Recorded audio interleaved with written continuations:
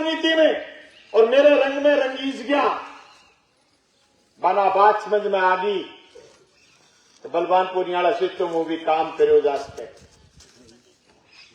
भाइयों, मैं बारी बारी घोषणा करी, मैं बारी बारी कहो क्या तहसील की राजनीति में बदलाव जाके छोड़ू। मैं जग दिन राजनीति में शुरू हो विधानसभा पुरचन तक मैं 2-3 बदलाव करा। मेरे कने थारा गांव को कोई आदमी गयो वो पैरा का नहीं देख तो को नहीं है, माने बलवानपुर नहीं पायो को नहीं, माने सुनिया को। 1984 बाद मैंने स्कूल को 2 बार इसलिए क्रमोन्नत करवाया, छात्र संख्या नहीं थी। और आपके गांव से जिन लोगों ने भारतीय जनता पार्टी को वोट दिए उन बेईमानों को कहना कि तुम्हारे बच्चे वहां मत भेज देना, भादरा स्कूल में इसमें संख्या कम होती तोड़ देंगे बेईमान स्कूल वापस। छात्र संख्या कम थी, मैंने नियम चेंज करवाया, छात्र संख्या कम का करवाया, फिर स्कूल को क्रमोन्नत करवाया, 12वीं को करवाया। मुझे पता है गरीब का बेटा पढ़ लेगा तो बाबा साहब भीमराव अंबेडकर ने कहा शिक्षा वो शेरनी का दूध है जो पिएगा वो धाड़ेगा, जो पढ़ लेगा वो समझदार हो जाएगा। मैं बड़ी खुशी के साथ कह रहा हूं, जरूर ढोल में वोट निकल गए इस गांव में, लेकिन बूथ तो सिर्फ हमारा ही था। जिस दिन वोट पड़े उस दिन सिर्फ हमारा बूथ। इस बात के लिए गांव का पूरे गांव का धन्यवाद करना चाहता हूं कि दौलपड़िया गांव ने अपनी जबान पर कायम रहते हुए मुझे इस गांव से जिता कर दिया। और मुझे कोई गुस्सा नहीं इस बात का कि मैं विधानसभा चुनाव हार गया, मैं तो लोगों का दिल जीत गया। कोई आजादी के बाद पहला एमएलए बलवानपुर जिसके एमएलए रहते हुए 20,000 वोट बढ़े, 20,000 वोट बढ़े। तो भाइयों, कोई काम पड़ जाए पैरों की तरफ मत देख, किसान भवन की तरफ देख। बलवानपुर तैयार मिले, कतई डरने की जरूरत नहीं, किसी कतई डरने की जरूरत नहीं।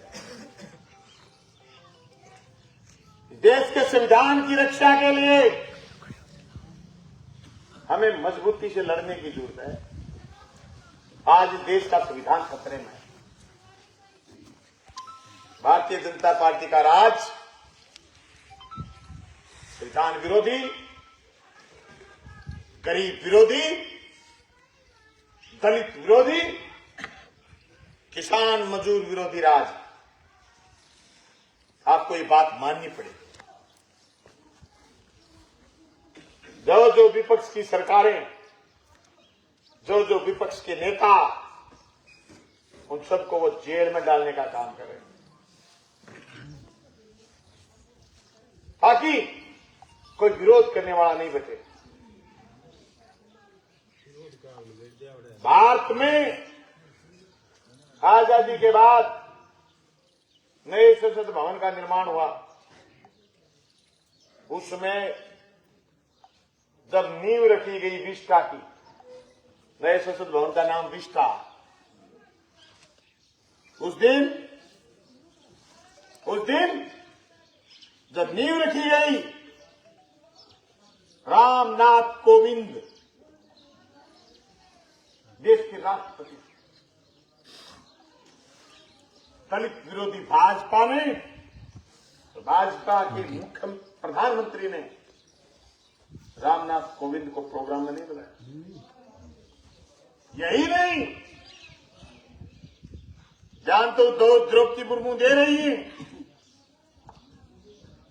कि गरीब के साथ न्याय हुआ। मां महिमा द्रौपदी मुर्मू जी, गरीब के साथ क्या घंटा न्याय हुआ, तुम्हारे साथ न्याय नहीं हुआ। जब विस्टा का लोकार्पण हुआ, देश भर से विमानों से पंडित आए, प्रकाश महाराज बनाए गए, पूजा अर्चना कराई गई। वहां एक राजा का गद्द होता है जिसको सिंगोल बोलते, यानी राजशाही कायम करने के लिए, लोकतंत्र को खत्म करने के लिए सिंगोल रखा गया। बड़े दुख के साथ आज अखबार में फोटो देखी कि आज ये सिंगोल वाला है, फिर राष्ट्रपति है, राष्ट्रपति ये भी कह रही है कि न्याय हो रहा है। नहीं, गलत कह रही है राष्ट्रपति। विस्टा के लोकार्पण में राष्ट्रपति को खुद को नहीं बुलाया क्योंकि वो दलित थी। सिंगोल पता है राजाओं के राज में क्या होता था नौजवानों? जिसने हिस्ट्री नहीं पढ़ी, उनके गढ़ 20-20-30-30 साल में बढ़ते थे, लोगों से बेगार मिलते थे, गढ़ बनाते बनाते मजदूर मर जाते, मिस्त्री मर जाते थे।